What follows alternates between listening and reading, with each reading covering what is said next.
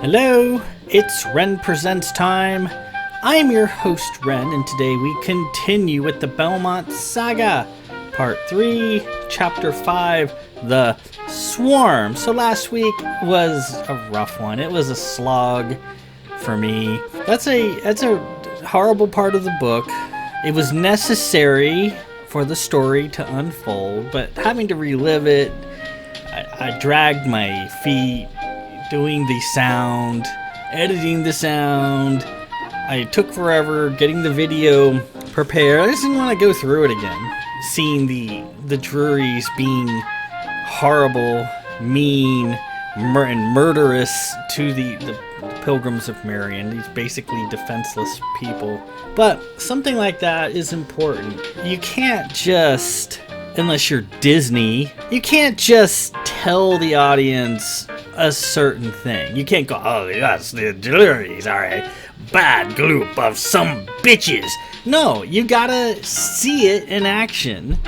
And you saw it last week, how they finally, once the Marians were exposed, they knew the Marians had, or somebody was out there effing about with their operations, stealing their intended victims for the Clonins.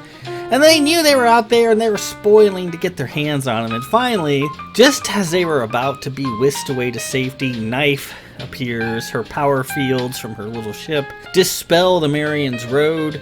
They began to fear, their faith and their star wavered a little bit, and the Druries found them. And the Druries did terrible things to them. I don't want to go over it again. Don't make me go over it again. I just don't want to do it. It was very important for the story that you see just how rotten, how implacable, and how evil the Druries are, and that how our heroes have to take them down. So, with that reckoning, we will continue with all that nastiness over. Now we can continue on with the story and see what happens when we ended, the Druries took the surviving fleet and Marians took them aboard their horrid ship, the Head on the Hearth, and sank beneath the waves of Cronenworld. This week, we have a couple chapters we're going to do because these are incredibly short. Part 3, Chapter 5, The Swarm, and then Chapter 6, The Star Weeps. Let's just go ahead and get into it. Let's get the taint of all that horribleness from last week behind us, and let's plow forward and see how this situation can be resurrected, can be retrieved to some extent. Part 3, Chapter 5, The Swarm.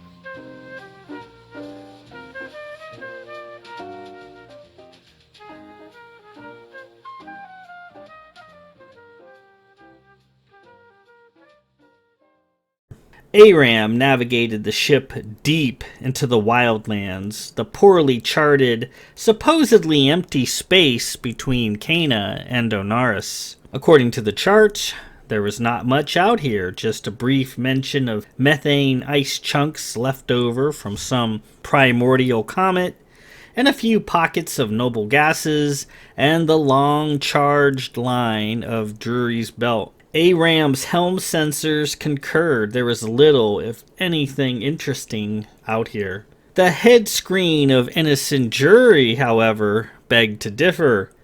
With Tara carefully aiming the antenna mounted on the missive's panel and fine-tuning the connection, they could see a massive asteroid field developing all around them. "Looks like the remains of a primordial planet or large moon," she said, squinting into the screen.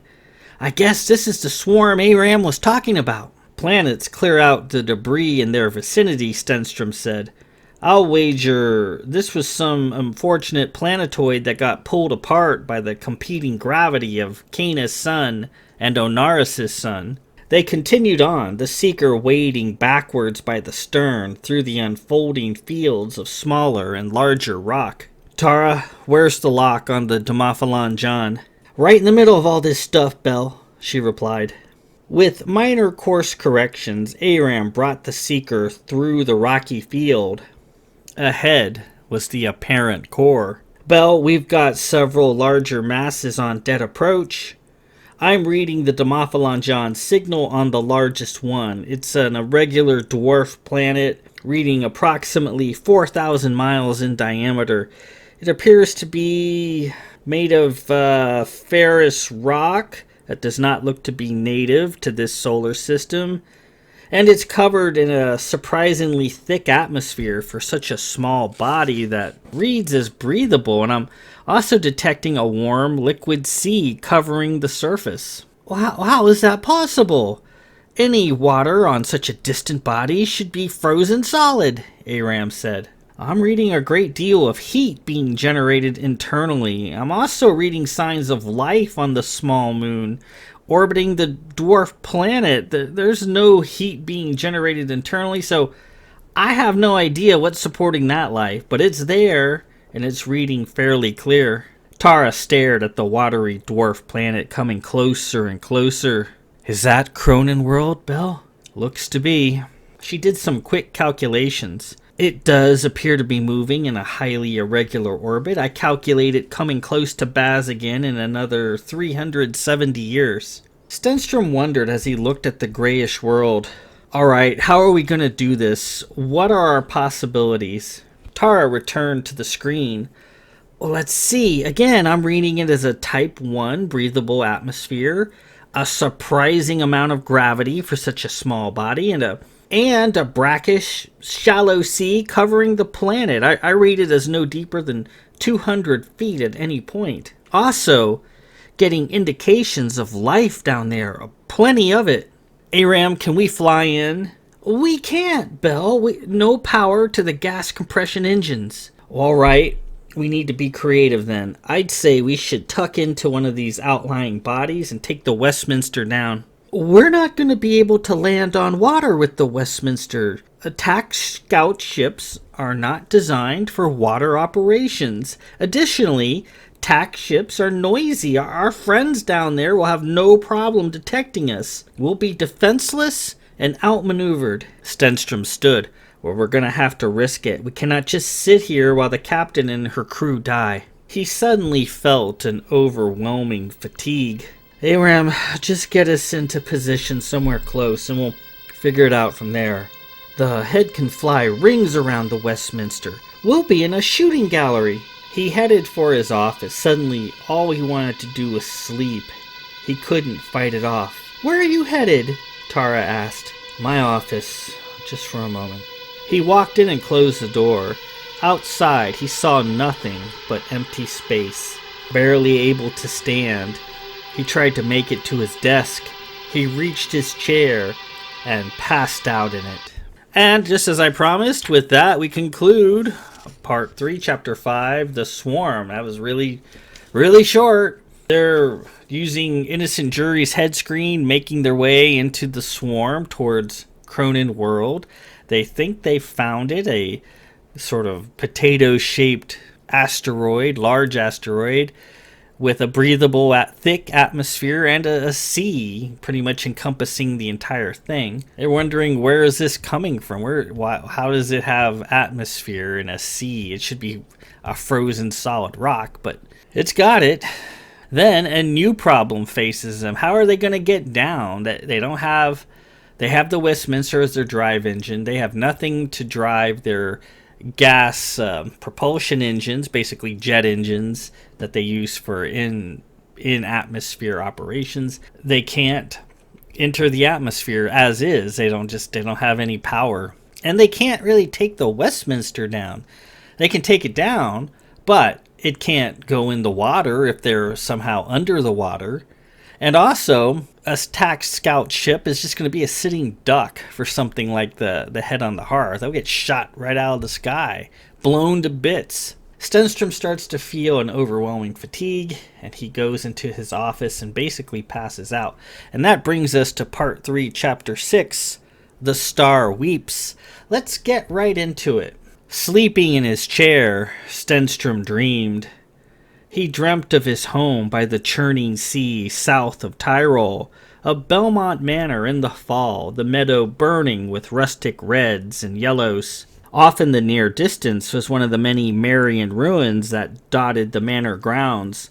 the old bumpy stone coated with moss and a windy covering of fallen leaves. The ruin was awash in a yellowish glow.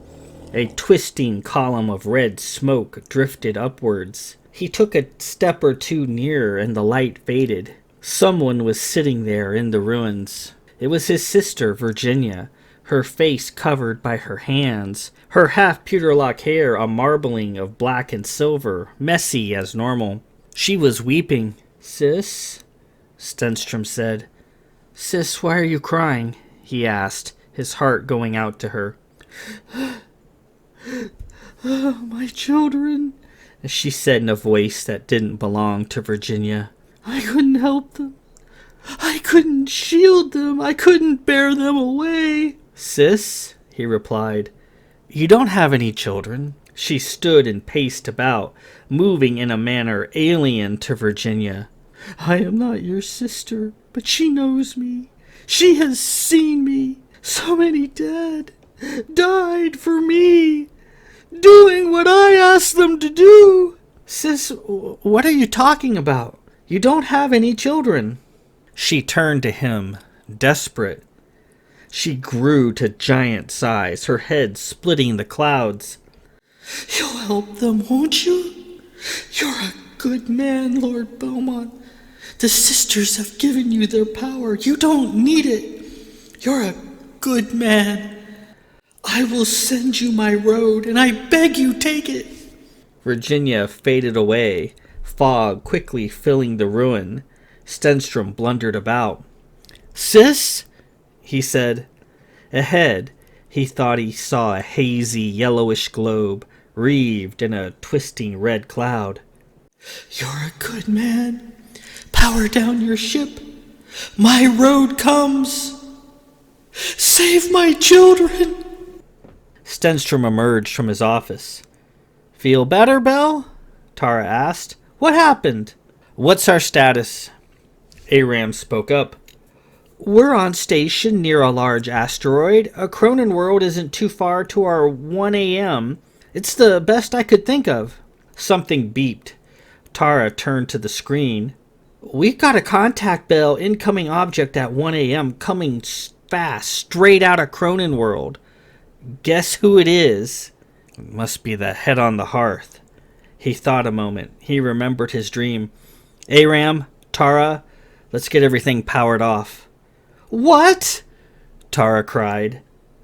"What about the contact? It's probably the Drury's coming to get us." "You heard me. Power off everything. The Portagens, the Westminster, even the rig-up screen here. Everything." "You know how long it took me to get this rig tuned?" Tara protested, her Baz accent sputtering out as she got more and more flustered. "Trust me," Stenstrom said. She looked like she wanted to argue, then she began turning everything off. "Let me lock the wheel real fast," Aram said as he readied the helm.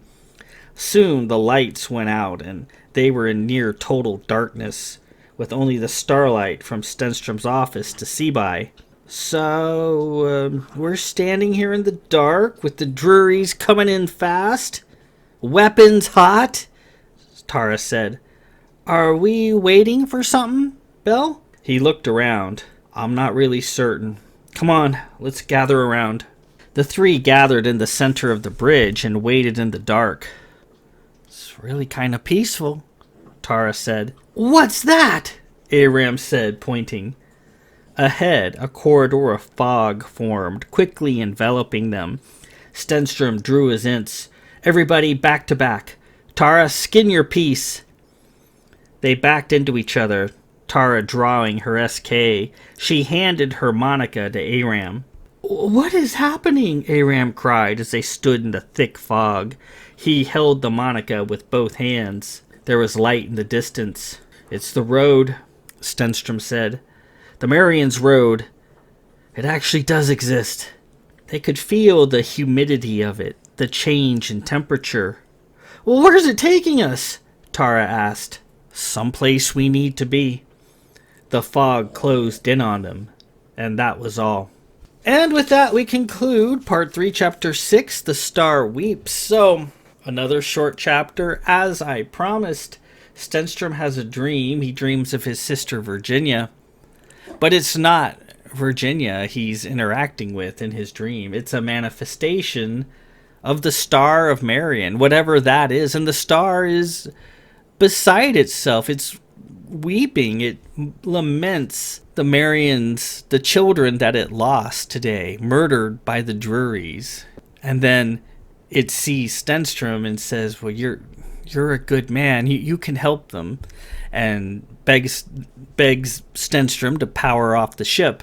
The Star of Marion can't send the road if there's power on. So they power off the ship and they gather together, and Tara hands Aram her monica. And in case you don't remember what the monica is, the monica is a large field knife that Marines carry. Stellar Marines all have a monica. It's kind of like a K-bar knife from World War II that the U.S. soldiers carried. Kind of like that, just a big, sturdy knife. The road comes for them and takes them somewhere, someplace that they need to be. As the head on the hearth was bearing down on them, so that wherever they're going, it's not going to be any place good. So next week we will continue this saga, part 3, chapter 7. Lady Alesta. So we'll see where the Star of Marion takes our band of intrepid travelers and see what they can do to remedy this horrid situation.